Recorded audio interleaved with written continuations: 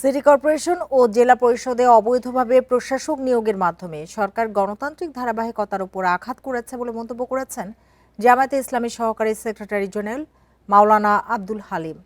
মঙ্গলবার দুপুরে মগবাজারে জামায়াতের কেন্দ্রীয় কার্যালয়ে আয়োজিত এক জরুরি সংবাদ সম্মেলনে এমন মন্তব্য করেন আব্দুল হালিম।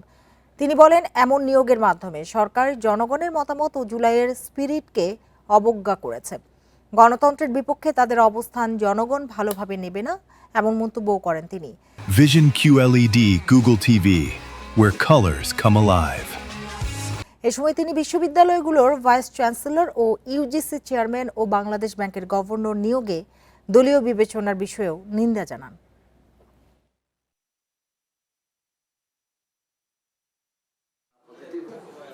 ফ্যাসিস্টদের বিরুদ্ধে যে সমস্ত বিষয়গুলো আমরা তুলে ধরেছিলাম, সেটারে একটা হচ্ছে যে জনগণের মতামতকে তোয়াক্কা না করে দলীয় চিন্তায় চেতনায় দলীয় লোক বসানোর জন্য সিদ্ধান্ত পোষণ করা। এই প্রশাসক কারা? যারা তাদের দলীয় নেতা।